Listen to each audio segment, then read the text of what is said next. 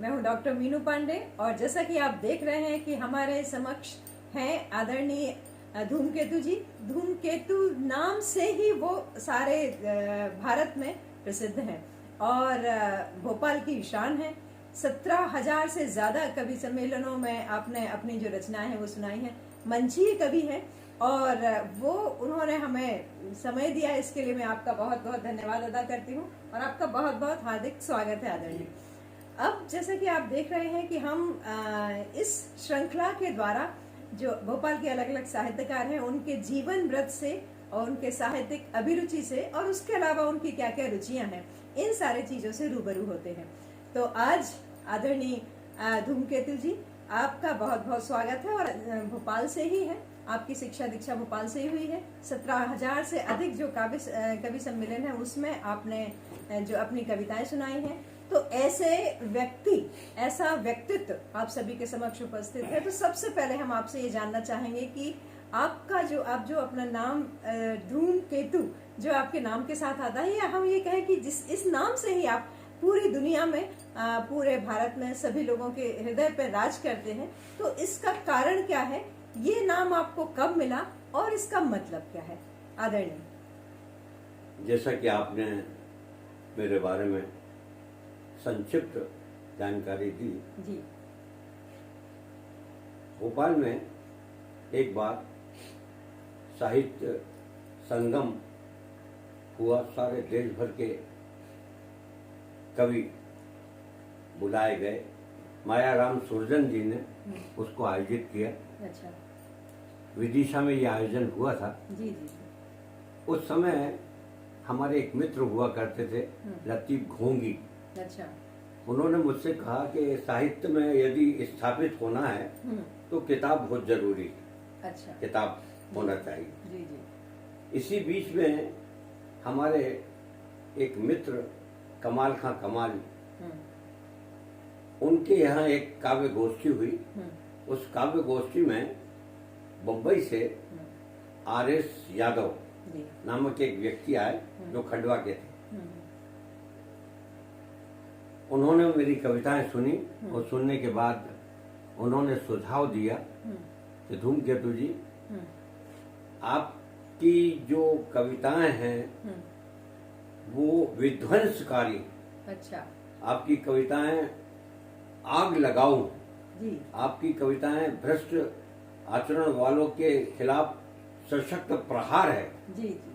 तो आपका नाम जो है हरि, विठल, दुबे, समाजू, अच्छा। ये समाज की विसंगतियों पर आप लिखते हैं। हाँ। आपका नाम या तो धूमकेतु होना चाहिए या अग्निदूत होना चाहिए। जी जी। क्योंकि आपकी जो कविताएं इतनी प्रहारक हैं और उन लोगों के खिलाफ हैं जो भ्रष्ट आचरण वाले हैं, उन लोगों के खिलाफ हैं जो तानाशाही मनोवृत्ति वाले हैं, वो लोग हैं जो शोषक हैं। तो उन्होंने मेरा नाम धूमकेतु और अग्निदूत, इसमें से कोई एक नाम चयन करने के लिए कहा। जी। और मैंने धूमकेतु चयन कर लिया। और उसके तुरंत बाद हाँ। उन्होंने हाँ। माणिक चंद वाजपेयी हाँ। को मेरी 7-8 कविताएं जो मैंने तत्काल लिखी थी उसी वक्त उन्होंने लिखवाई और इंदौर के स्वदेश में ये कहकर भेजी कि मामा जी, ये अपनी विचारधारा के राष्ट्रवादी कवि प्रतीत होते हैं, आप इनकी कविताएं देखेंगे तो इनको एक कॉलम मिलना चाहिए। और उसी दिन से 1 जनवरी 1970 से मेरा नाम जो है धूमकेतु हो गया।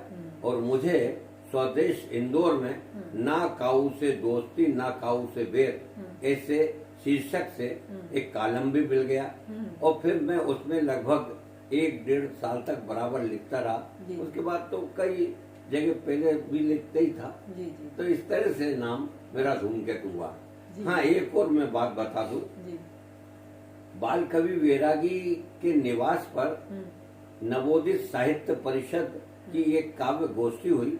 उसी समय देश के महान कवि रामधारी सिंह दिनकर भोपाल पधारे थे उस आयोजन में। तो उनके सम्मान में वो गोष्ठी हुई और वहाँ सारे कवि भोपाल के सारे बड़े कवि, छोटे बड़े सारे उपस्थित थे। उसमें दुष्यंत कुमार भी थे। तब वो कुछ ड्रामा की, नाटक की संरचना कर रहे थे। तो उस समय मैंने कविता सुनाई तो दिनकर जी बहुत प्रसन्न हुए और उन्होंने कहा, वाह भाई धूमकेतु, आपने तो अपना नाम सार्थक कर दिया, एक और सुनाओ। तो मैंने उस समय 2 कविताएं सुनाई। तो जिस बालक को राष्ट्रीय कवि दिनकर जी का आशीर्वाद मिल जाए तो फिर तो मैंने सोचा कि अब ये नाम रहना ही चाहिए, धूमकेतु।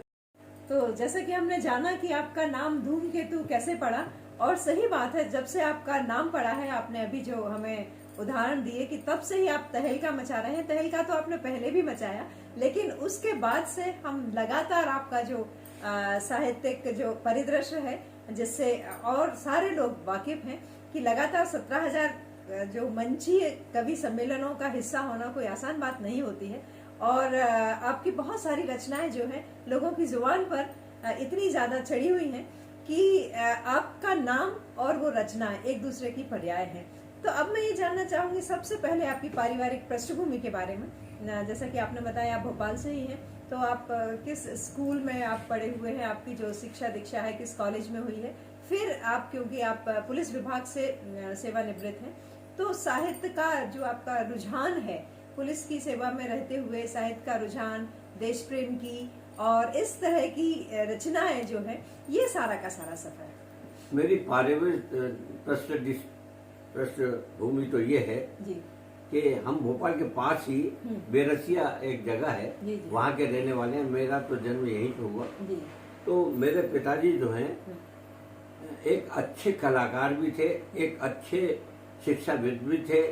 वो उर्दू भी जानते थे क्योंकि यहाँ नवाबी शासन था, अरबी फारसी भी जानते थे, ब्राह्मण परिवार होने के कारण संस्कृत भी जानते थे, और चूंकि अंग्रेजी शासन था देश में तो इंग्लिश भी जानते थे, कई भाषाएं जानते थे। और हमारे यहाँ की रामलीला बड़ी मशहूर थी। अच्छा। उस समय भोपाल हुकूमत की रामलीला बेरसिया वालों की बड़ी मशहूर थी। तो उसके जो डायलॉग थे वो मेरे पिताजी स्वयं लिखते थे। अच्छा। और उन्हीं डायलॉग को जो है वो मंचों पर मंचित भी होते थे। तो वहाँ से हमारे यानी जीन समझ लीजिए डीएनए में ये कविताएं वगैरह आ गई।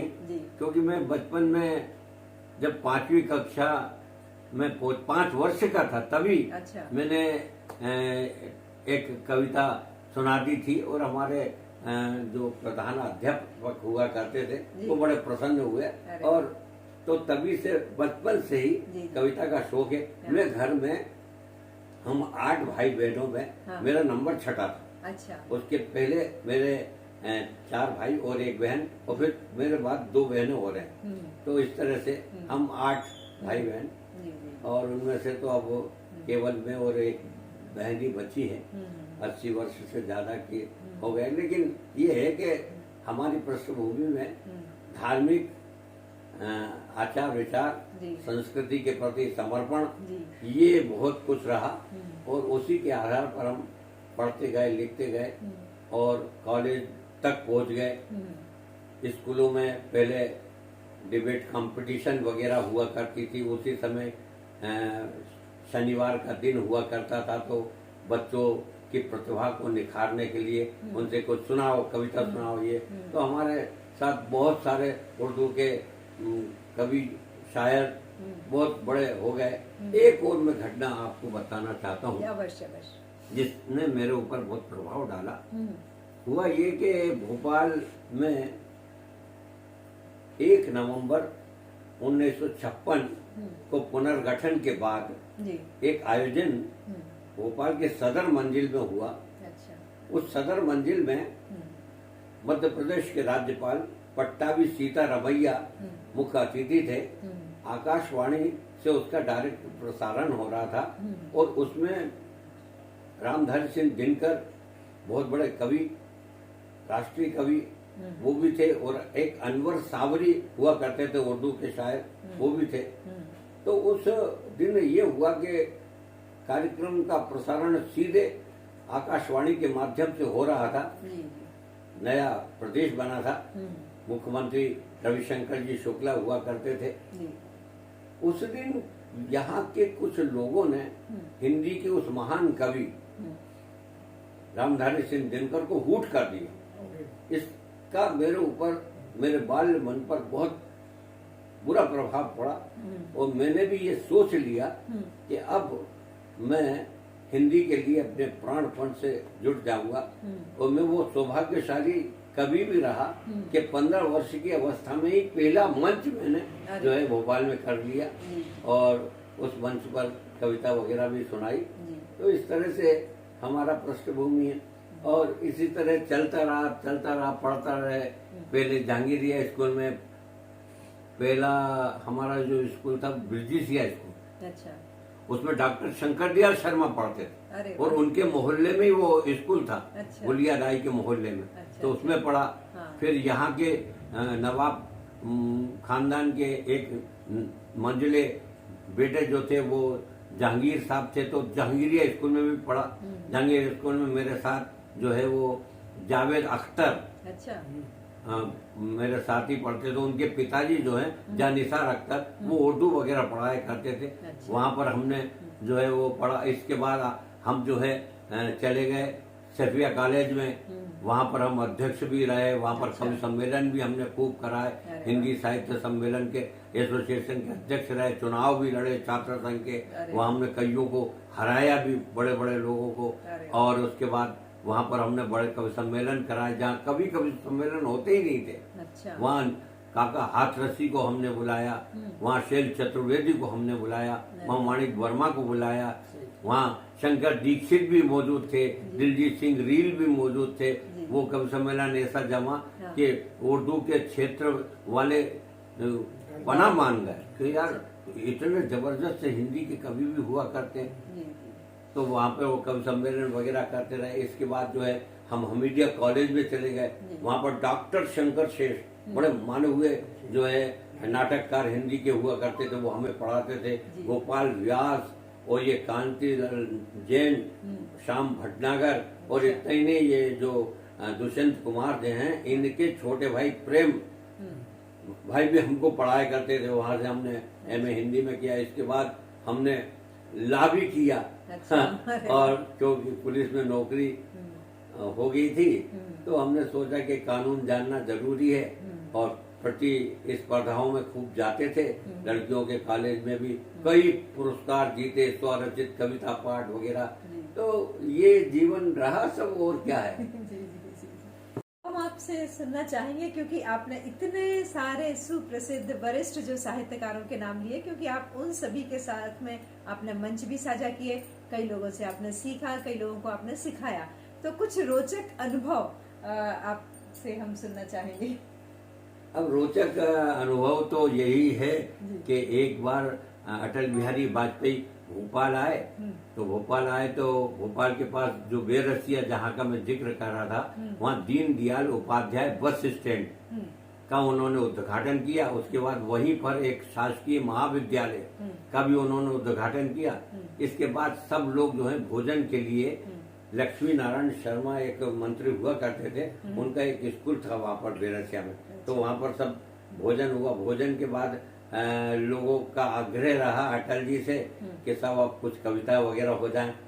तो अटल जी ने कहा कि चलो भाई पहले कोई शुरुआत करे तो मैं फिर कविता भी सुनाता हूँ। तो मैं बगल में बैठा हुआ था विक्रम वर्मा, उस समय जो है शिक्षा मंत्री हुआ करते थे मध्य प्रदेश के। तो उनके अरे ये धूमकेतु तो बैठे हुए हैं यहाँ पे। तो फिर अटल जी के सामने एक कविता पाठ का अवसर प्राप्त हुआ। मैंने वहाँ वो कविता सुनाई, लेकिन मैं घबरा रहा था कि अटल जी देश के इतने बड़े कवि और साथ में राजनेता और फिर पद भी उनका बड़ा उनके सामने। और लेकिन मन यही था कि कविता सुनाओ तो ऐसी सुनाओ कि लगे कि हाँ कवि कुल का धर्म मैंने निभाया है। तो मैं आपको वो कविता भी अभी सुना देता हूँ कि उस समय जो मैंने कविता सुनाई, ये कविता जो है 60 के दशक की। अच्छा। 60 के दशक की, यानी लगभग 60 साल के ऊपर हो गया। वो कविता आपको सुनाता हूँ। भारत जिसका भाव भारी भरकम विदेशी कर्ज के भार में दबता जा रहा है और रात की रंगीनियों में रमणियों के रंग में रमता जा रहा है। तारीफ तो ताकि है जो तटस्थ रहकर भी तमाशबीनों का तमाशा बन गया है। दोस्तों, मेरा भारत अंतरराष्ट्रीय स्मगलरों, सफेद पोश डाकुओं, विदेशी एजेंटों का अड्डा बन गया है।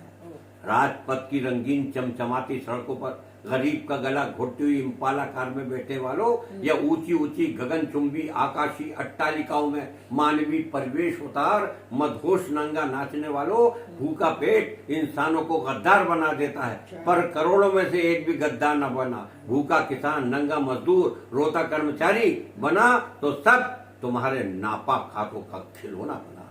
जब तक तुम्हारा मन बहला तुम खिलौने के साथ खूब खेला, जब तक तुम्हारा मन बेला तुमने खिलौने के साथ खूब खेल खेला, और जब उसने दम तोड़ा तुमने उसी के पवित्र आंचल को बताया मेला।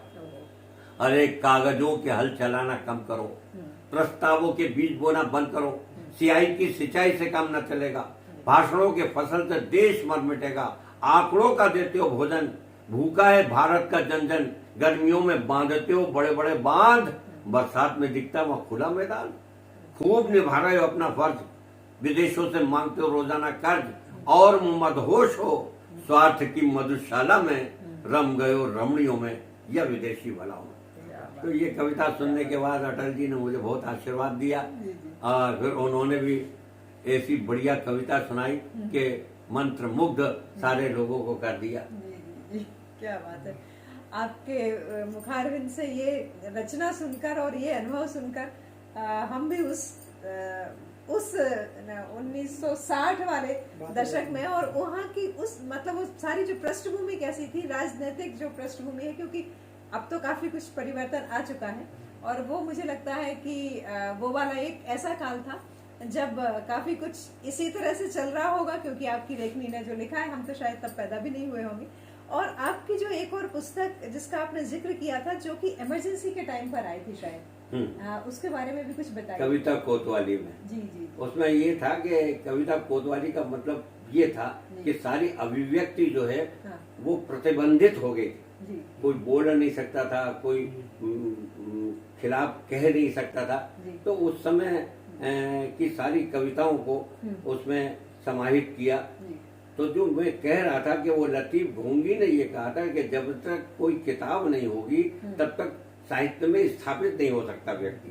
तो 1978 में वो किताब जो आई उसका काका हाथरसी ने विमोचन भी किया, और उसमें बड़े बड़े दिग्गज साहित्यकार मौजूद थे। वहाँ पर आचार्य वीण मोहन शर्मा मौजूद थे, उसमें प्रभुदयाल अग्निहोत्री मौजूद थे, उसमें राजेंद्र अनुरागी मौजूद थे, उसमें जीवनलाल वर्मा भी मौजूद थे, और काका हाथरसी स्वयं उस किताब का विमोचन करने आए थे।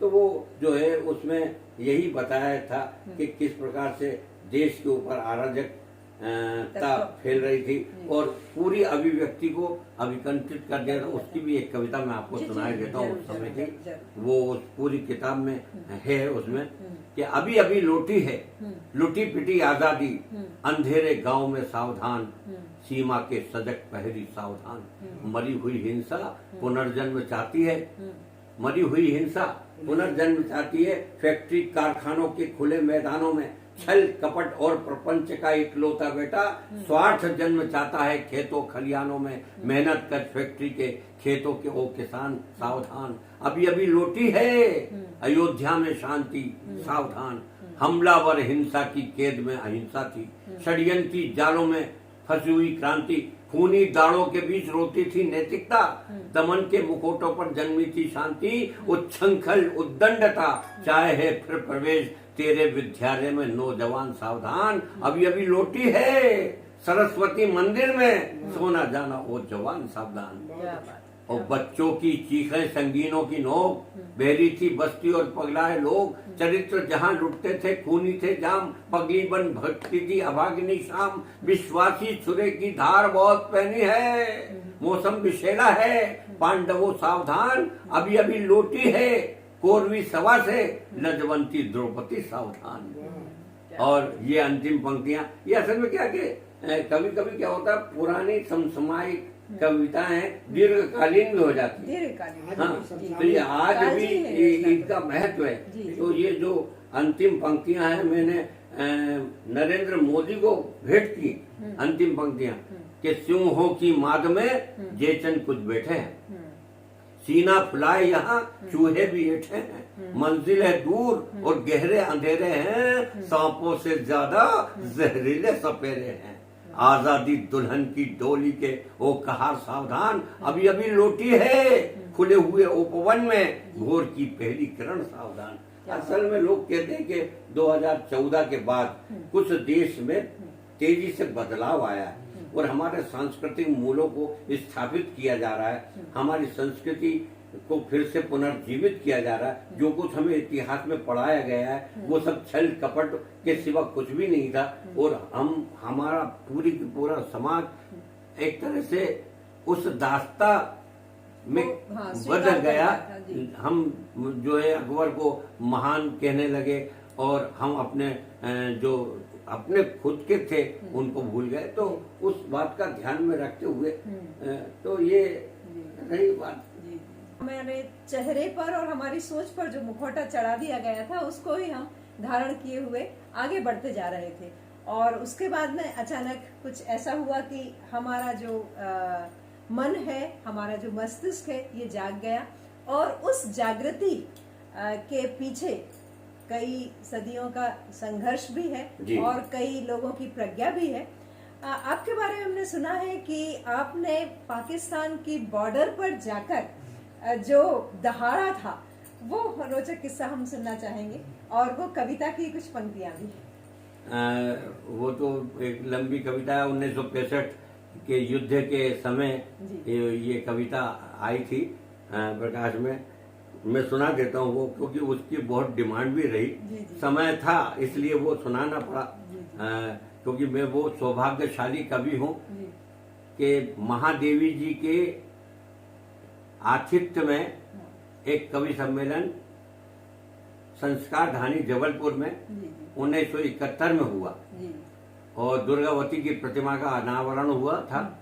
अनावरण करने के लिए भी जगजीत सिंह अरोड़ा, जिन्होंने ढाका के मैदान में जनरल नियाजी से आत्मसमर्पण कराया था, लगभग 90,000 पाकिस्तानी भी कैद हुए थे, तो वो उस समय आए थे। उसी समय वो कवि सम्मेलन भी हुआ था और उस कवि सम्मेलन में मैं भी गया था। तो मैं बड़ा सौभाग्यशाली, तो भोपाल में भी उनके सानिध्य में मैंने संचालन किया था और फिर उनके ही सामने वो कविता का भी मौका आया। तो वो कविता आप कह रही हैं तो मैं सुना देता हूँ। उसमें सीधे सीधे समझाइश दी गई, उसको केवल पाकिस्तान को समझाइश दी गई कि लड़ने झगड़ने से कोई फायदा नहीं है। ये उसको समझाने की कोशिश की। क्यों? तो बात यहाँ से शुरू करना चाहता हूँ कि जब सूरज ने करवट बदली अंधकार तब भागा, मिली चुनौती जब भी राष्ट्र को स्वाभिमान भी जागा, बम बम भोले जागो शंकर जमकर प्रहार किए, गौरी गजनवी चंगेजी दिल हमने हिला दिए। हम वंशज महादेव के ज्वाला हैं, अंगार हैं, हम पांचजन्य की काल धौनी है, गांडीव की टंकार हैं। दुर्गा के बेटों को जो गिदड़ सरे आम धमकाएंगे, हम काट काट गर्दन उनकी माता को भेंट चढ़ाएंगे। क्या बात। वो पागल किस बलबूते पर हमसे टकराने आया है, क्यों अपनी नादानी की नाहक हंसी उड़वाने आया है। वो पाप कहाने वाले क्यों नापाक धरा को करता है, क्यों शांति गुफा में सोए तू नरसिंह जगाने आया है। माना ये देश है गौतम का, माना ये देश है गांधी का, पर इसी देश में रहता है तूफान प्रलय की आंधी का। यदि मचल कर पड़ा तो दुनिया में कुछ भी साकार नहीं होगा और 19 करोड़ की हस्ती का नामो निशान नहीं होगा। सागर में होगा आफताब, अंगार फलक से बरसेंगे, पृथ्वी के जर्रे जर्रे से भूचाल निकलते दर्शेंगे। तब तेरा बना इस्लामिक बम इन गोला बारी का क्या होगा, अंगार उगलती गोली की इन बोछारों का क्या होगा। इसलिए तुझे समझाते हैं ओ मनमानी करने वाले, फूलों के धोखे झोली में ओ अंगारे भरने वाले, यदि 5 जन बच गया कहीं तो युद्ध नहीं रुक पाएगा। कुरुराज कराची में फिर से कुरुक्षेत्र नया बन जाएगा। दुर्मुख दुर्शासन दुर्योधन जब द्रोण नहीं रुक पाए तो गांडीव लक्ष्य की सीमा में तू खाकर क्या रुक पाएगा। ठहर सका ना गोरी यहाँ पर, चल न सकी ना दिशाई, रुक न सका अंग्रेजी बच्चा जब भगत सिंह की बारी आई। इसलिए तुझे समझाते हैं वो मनमानी करने वाले, वरना शीतलता की खान हिमालय लाल अंगार हो जाएगा। कैलाशपति शिव शंकर का तीसरा नेत्र खुल जाएगा। तब पाकी भस्मासुर अपने किए पर कलप रहा होगा। लाहौर कराची पिंडी की धरती को चाट रहा होगा। फिर मांग रहा होगा क्षमा भारत माता के लालों से। फिर बोल रहा होगा मुख से भारत माता तेरी हो दे। तो ये उस समय सुना के आपने बताया था कि आपकी बहुत सारी जो पुस्तकें प्रकाशित हुई हैं उसमें राज्यपाल के कर कमलों से भी उनका विमोचन हुआ है, उनके बारे में हम जानना हाँ, 2 किताबें हैं। एक तो डॉक्टर भाई महावीर ने 2000 में इस किताब का विमोचन किया था।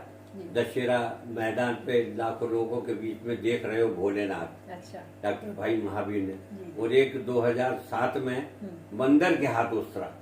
तो ये जो पाकिस्तान है, परवेज मुशर्रफ ने जिस तरह से कारगिल में घुसपैठ की और हमेशा ये कहता रहा भारत को कि मेरे पास एटम बम है, एटम बम है, जबकि वो एटम बम जो है मैंने इस बात का प्रतीक बताया उसके मुख्य पृष्ठ पर कि वो जो उस्तरा है बंदर के हाथ में वो खुद अपनी गर्दन काट लेगा, उसके सिवा कुछ नहीं है, वो उसमें दम नहीं है। और यही स्थिति भी हुई। तो ये मेरे 2 है, उसमें देख रहे भोलेनाथ। बहुत अच्छी कविता भी थी और उस कविता का कुछ अंश सुना देता हूँ। शहर गाँव में हो रहे दंगे, पूंजीपति मिले भिख मंगे, टूटे चरित्र के दिख रहे चंगे, सब समाज में पुज रहे डंगे, शासन तक हो रहा अनाथ, देख रहे हो भोलेनाथ। तो एक व्यंग भी था इसमें कि सत्ता के चरम पर बैठे हुए लोग जो हैं उनको भोलेनाथ बन के समाधि में नहीं बैठना है। सही बात। तो लेकिन मैं कह देता होता और कवि सम्मेलनों में लोगों से ये भी कहता था कि ताली मुझे नहीं चाहिए, आप अगर मेरे साथ देना चाहते हैं तो जब मैं कहूँ देख रहे हो तो सब भोलेनाथ तो खूब बोलते थे। तो उसी की के शहर गांव में हो रहे दंगे, पूंजीपति मिले भिख मंगे, टूटे चरित्र के दिख रहे चंगे, सब समाज में पुज रहे नंगे, शासन तक हो रहा अनाथ, देख रहे हो भोलेनाथ। मजहब की लेकर के वोट, संविधान पर करते चोट, पेट्रोल डॉलर के ही नोट, देश में करते बम विस्फोट,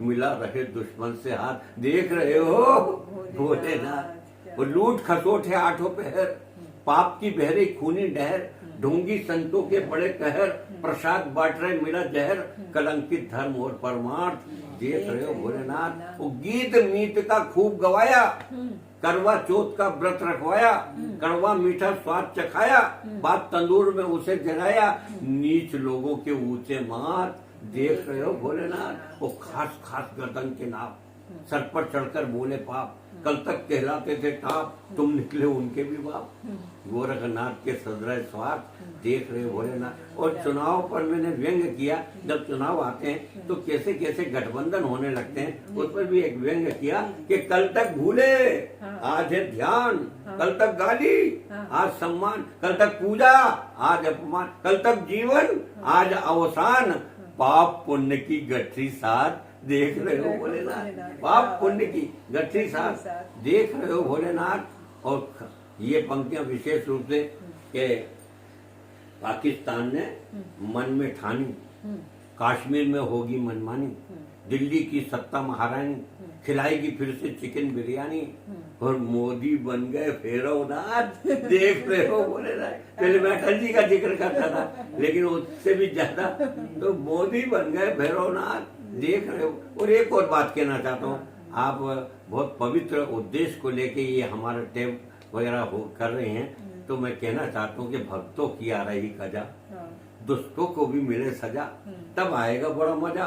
शंकर अपना डमरू बजा, सोया पड़ा हुआ पुरुषार्थ, देख रहे हो भोलेनाथ। लेकिन अब तो मैं कहने लगा हूँ कि जाग उठा है अब पुरुषार्थ, देख रहे हो भोलेनाथ, क्योंकि मैं फिर कहता हूँ कि इस देश को बहुत जरूरत है एक ऐसे शासक की जो कम से कम हमारे मूल्यों को, हमारे सांस्कृतिक धरोहरों को वापस लौटाए, और वैसा हो भी रहा है।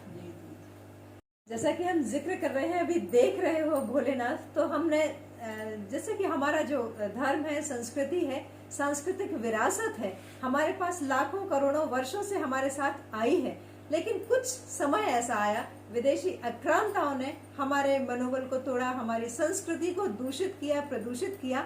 लेकिन जैसा हम बोलते हैं, मैला छटते छटते वक्त लगता है, तो अब वो समय आ गया है कि जब हमारे पास में स्वच्छ जल चारों तरफ प्रवाहित होते हुए सुगंध चारों तरफ हमें उसका अनुभव हो रहा है, और वो हमारे जो सांस्कृतिक मूल्य हैं उनकी तरफ हम भी लौट रहे हैं, हमारे युवा भी लौट रहे हैं, और हमारे संपूर्ण वातावरण ऐसा लगने लगा है कि हाँ, हम उस पावन पवित्र धरा के निवासी हैं। और इसी आनंद के उत्सव में, जैसा कि आप सभी जानते हैं कि 22 तारीख को हमारे जो राम मंदिर है उसमें प्राण प्रतिष्ठा होने ही वाली है, तो क्यों ना उस अवसर को और आनंदमयी और राममय बनाने के लिए आदरणीय धूमकेतु जी से एक रामचंद्र के ऊपर भी एक कविता सुने।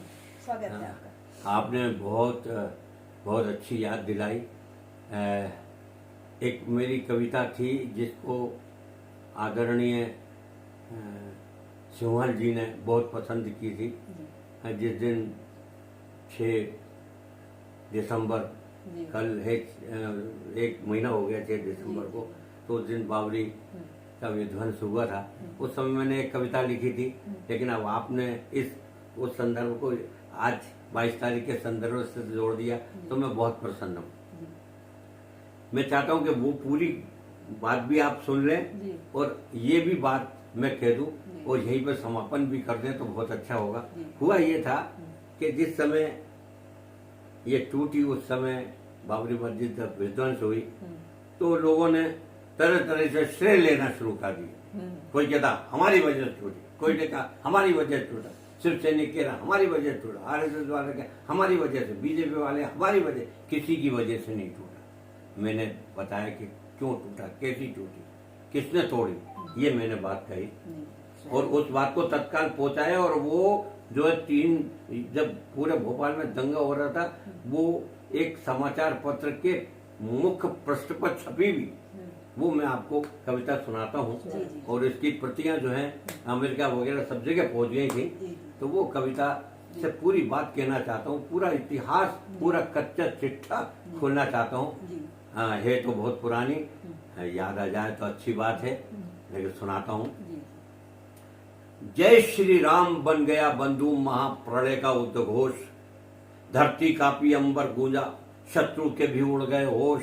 धीर वीर गंभीर राम के उबल पड़े सारे वंशज, चढ़े हुए जिन पर सदियों से महासमुद्र के असंख्य कर्ज। प्राता तो सूर्य अनमने थे, हृदय में छुपाए घाव अनेक। जब सुना कानन ने शंखनाद, सब बिखरे भाई हुए एक। सारे के सारे देव वहां आहुति देने को आए, वे वेदी नहीं महाकुंड था। ऋषियों ने मंत्र उच्चारे, सूरज ने अग्नि प्रज्वलित की, भवानी ने आशीर्वाद दिया।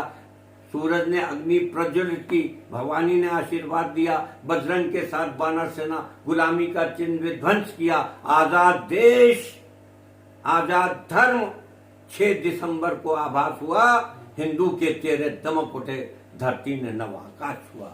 अपने प्रभु को विराजित करके बजरंग लौटे, गण लौट चले। सूरज भी चला अस्ताचल को, बिन दर्शन भक्त पर नहीं टले। सब कुछ दिखता था शांत शांत, पर अग्नि कुंड में थी अशांत। मानव की भेंट अधूरी थी, उसका मन इसीलिए क्लांत। भोपाल लुटा, बनारस धक्का, कानपुर में हाहाकार मचा। केरल कर्नाटक आंध्र जरा, गुजरात बम्बई भी नहीं बचा। गुंडों ने घर में घुस घुस कर राखी को कलंकित खूब किया। मंदिर तोड़ा, मूर्ति तोड़ी, फिर सरेआम अपमान किया। बहु बेटियों की इज्जत लूटी, सामूहिक बलात्कार किए। स्तन काटे आताइयों ने, छाती में बल्लम घुसा दिए। जब नर पिशाचों ने अपनी मनमानी जमकर कर डाली, तब नींद खुली खाली प्याला। क्रोधित थी माँ खप्पर वाली, काली माँ का खप्पर भरने तलवार उठी, बंदूक उठी। शत्रु का मस्तक पाने को अग्नि की लंबी ज्वाल उठी। आग लगाकर चाहते हो शांति और शुभकामना हो। जो करे कलंकित भारती को उन दुष्टों से सद्भावना हो। सब काम तुम्हारे आत्मघाती पद लोलुप और स्वार्थ जन है। संस्कृति के तुम हत्यारे हो, विधर्मी हो, पापी मन है। जब चाहा संविधान तोड़ा, गर्दन अपनों की काटी है। वोटों के खातिर नपुंसको, छलनी माता की छाती है। तुमने कश्मीर को उलझाया, गद्दारों के तलवे चाटे। तुम तुष्टिकरण के पक्षपाती, भारत माता के हाथ काटे। यदि अब भी सबल नहीं होगे, गारंटी शांति की कौन देगा। तुम गले गले तक डूबे हो, रक्षा का भार कौन लेगा। संगठन हमारा लक्ष्य बंधु, सत्ता तो एक बहाना है। और धर्म संस्कृति के साथ साथ अब हिंदुस्तान बचाना है। तो अब जो है, जो काम हो रहा है हमारे सांस्कृतिक रक्षा का है। आपने जो बात कही उसका मैं समर्थन करते हुए कहता हूँ कि रचे जहाँ पर वेद ऋचाएं, गीता और पुराण, उस माटी को नमन हमारा शत शत बार प्रणाम। पहाड़ों के उन्नत ललाट, नदियां हैं उल्लासित, स्वयं प्रभु की कर्म स्थली, श्लोकों से आच्छादित। जिस धरा को स्वर्ग से ज्यादा बतलाते श्री राम, उस माटी को नमन हमारा शत शत बार प्रणाम। उस माटी को नमन हमारा शत शत बार प्रणाम। और ये पंक्तियां विशेष रूप से हमारा देश कैसा देश है कि स्यों हो के संग। मैं इसलिए क्योंकि लंबा हो रहा है, मेरा मन भी नहीं है, लेकिन मैं इतना बात कह दूं कि ये वो जमीन है, ये वो माटी है। इसके बारे में सिर्फ इतना कह सकता हूं कि हम कवियों ने इसके गीत गाए हैं। और इसीलिए क्योंकि ये भारत वैसा भारत नहीं है, ये भारत जो है एक श्रृंखला है। तो मैं सिर्फ इतना कह सकता हूँ कि बात यहाँ से शुरू करता हूँ। तुलसी सूर कबीर जायसी और मीरा दीवानी। तुलसी सूर कबीर जायसी और मीरा दीवानी, प्रसाद निराला पंथ मैथिली, महादेवी कल्याणी। सरस्वती के भरत पुत्रों ने गाया जिसका गान, उस माटी को नमन हमारा शत शत बार प्रणाम। तो मैं इस माटी को नमन करता हूँ। और जो 22 तारीख को होने जा रहा है, हमने तो खूब राम जन्मभूमि के आंदोलन में खूब भाग लिया है और खूब कविताएं पढ़ी हैं। और हमारा भी बिल्कुल यही ध्येय है कि हमको तभी जाना चाहिए जब मतलब कि प्रभु बुलाए। तो अभी 22 अभी आपने देखा आदरणीय धूमकेतु जी के विविध रूप, हास्य व्यंग वाला भी देखा, देशभक्ति वाला भी देखा, और जो नाम है धूमकेतु, तो किस तरह से आपके जो तेवर होते हैं, किस तरह से आपकी रचनाएं होती हैं। लेकिन साथ ही साथ आदरणीय धूमकेतु जी एक सहृदय व्यक्ति, एक सहृदय मन के धनी हैं। तो आपकी रचना जन जन तक कैसे पैठ पाती है, इसका जो सीक्रेट है वो हम जानते हैं आदरणीय धूमकेतु जी से। हाँ, आपने कहा तो असल में क्या है कि हम जब जनता जनार्दन के बीच में जाते तो उनका भी ख्याल रखना पड़ता है। कोई टेम्पो वाला बैठा है, कोई मूंगफली बेचने वाला बैठा है, कोई किसान बैठा है, कोई मजदूर बैठा है, इन सब का ध्यान रखना पड़ता है मंचों पर। जैसा कि आप सभी देख रहे हैं कि हम बात कर रहे हैं आदरणीय धूमकेतु जी से, और उनके व्यक्तित्व के विभिन्न पहलुओं पर हम चर्चा कर रहे हैं। साथ ही साथ अलग अलग रस की, अलग अलग विधाओं की जो रचनाएं हैं उनका हम आनंद ले रहे हैं। तो अब सर, आपकी कोई अति प्रिय रचना जो आपको बहुत ज्यादा प्रिय है, क्योंकि अभी तक हमने वो सारी रचना सुनी, आपको तो प्रिय है, लेकिन जो जनता के बीच में बहुत ज्यादा पॉपुलर हुई है। तो अब मैं ये जानना चाहूंगी कि आपकी थोड़ा सा जानकारी आपकी समस्त पुस्तकों के बारे में, पहली बात। दूसरी बात, आपकी और कोई रुचि साहित्य के अलावा कोई आपकी और जो रुचि रही है वो। और तीसरी बात, एक संदेश जो आप लोगों को देना चाहें, एक साहित्यकार के रूप में, एक अद्भुत व्यक्तित्व के रूप में। कृपया आपका स्वागत है। हाँ, आपने मेरी अभिरुचि के बारे में पूछा। मैं बचपन से ही कर्मशीलता मेरे में कूट कूट के मेरे पिताजी ने भर दी थी। और इसलिए मैंने, जब मेरा बचपन जो है बच्चों को पढ़ाने में बीता, मैंने बहुत बच्चों को पढ़ाया, बहुत बच्चों को पढ़ाया। और उसका परिणाम ये है कि कई बच्चे जो है बहुत बड़े बड़े पद पर जाकर पहुंच गए। तो मैं पढ़ाता रहा। मंदिरों में जाना और आराधना करना, प्रार्थना करना, प्रभु के सामने नतमस्तक होना। तो मैंने अपने आध्यात्मिक ज्ञान को भी खूब बढ़ाया और इसलिए मैंने अभी पिछले दिनों इस पर बहुत सारे दोहे लिखे। अच्छा, और इसी के साथ साथ मुझे इस बात का भी ध्यान हमेशा रहा कि देश की राजनीति में हमें स्वच्छता होना चाहिए। लोकतंत्र इस बात को हमें प्रेरित करता है कि कभी को कभी धर्म निभाते हुए सच्ची बात कहने में हिचकना नहीं चाहिए।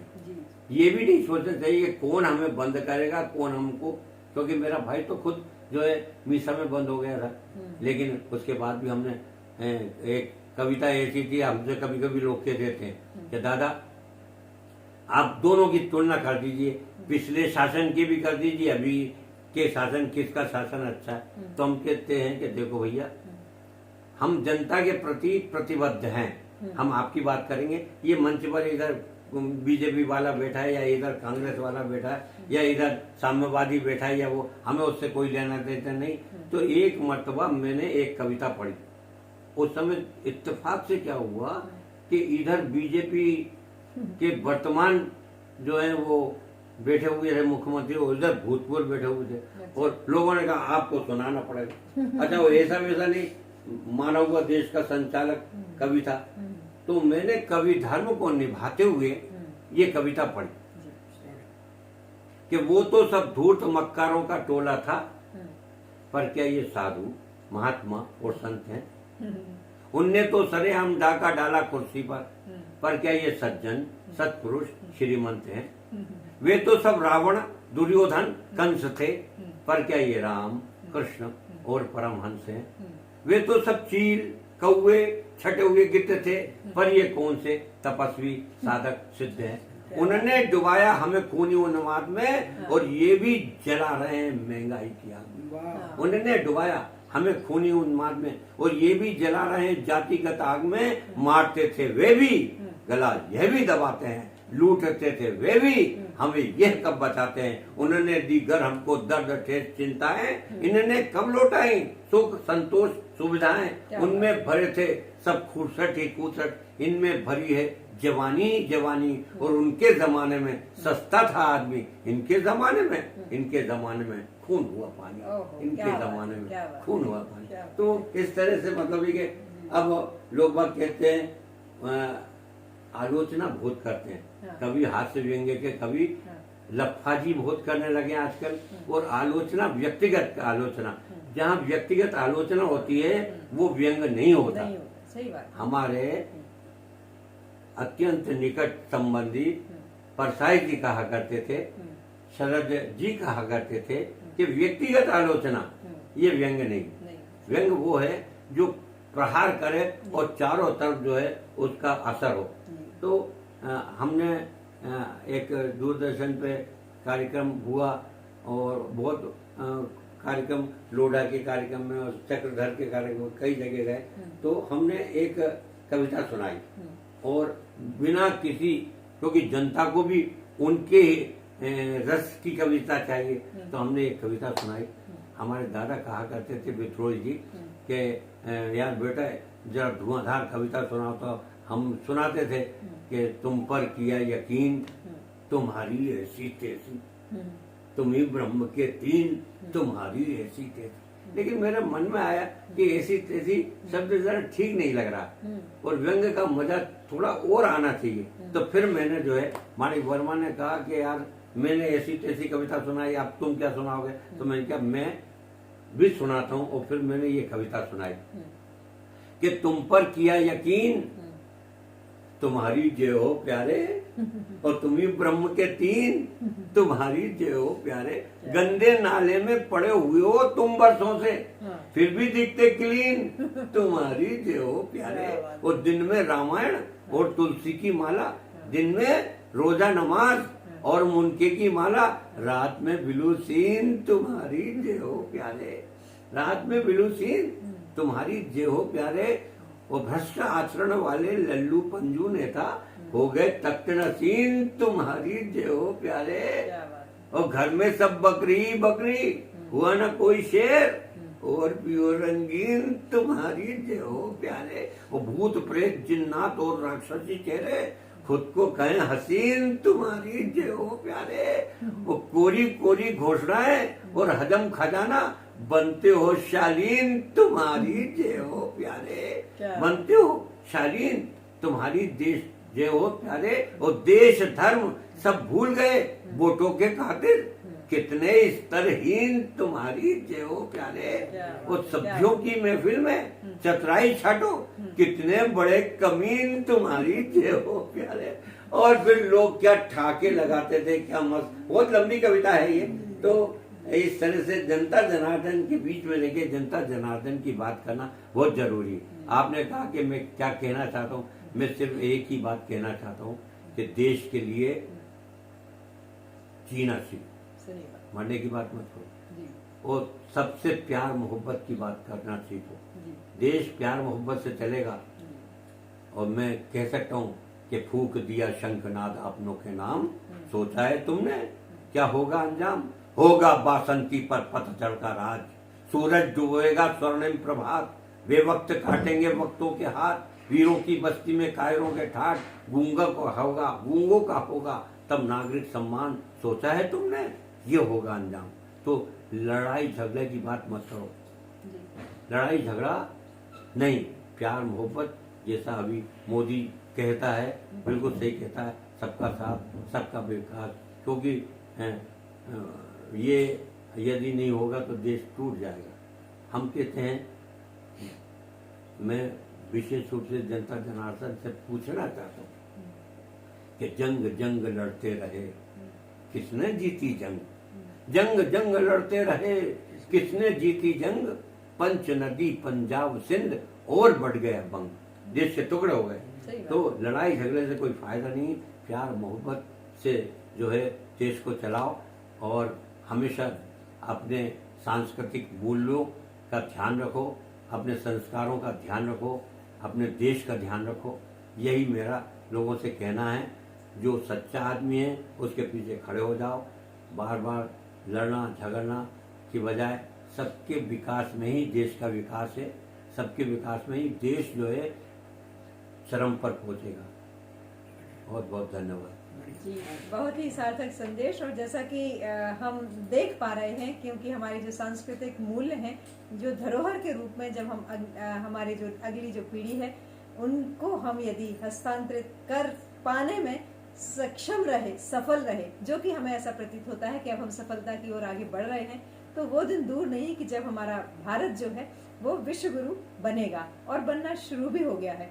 तो इस जो आदरणीय धूमकेतु जी ने जो संदेश दिया है कि हमें प्रेम से रहना है, सत्य से रहना है, और अहिंसा के बारे में, हालांकि आपने तो कुछ नहीं कहा, लेकिन हम जब बात करते हैं सत्य धर्म और अहिंसा की, तो अहिंसा के लिए हमें बुद्ध का सिद्धांत जो है वो फॉलो करना चाहिए। संदेश के साथ बहुत बहुत शुक्रिया आदरणीय धूमकेतु जी। ये पंक्तियां जो आपने कहा है, इसको मैं बहुत अच्छे ढंग से कहना भी चाहता हूँ। और कांटा कांटे से निकलेगा, आपने कहा, मैं भी उसको दोहराता हूँ, कांटा कांटे से निकलेगा, बुजुर्ग यही बतलाते, और हमारे धर्म ग्रंथ में यही उदाहरण आते। खप्पर बंदे माँ भवानी का कर रखती अभिषेक, वो कब तक सहन करोगे यारो, डूब जाएगा देश, निर्णायक जंग लड़ो, पहन लो केसरिया परिवेश। क्या बात है, निर्णायक जंग। बहुत बहुत शुक्रिया आपका आदरणीय धूमकेतु जी, और हमारे दर्शकों को बहुत बहुत शुक्रिया, धन्यवाद।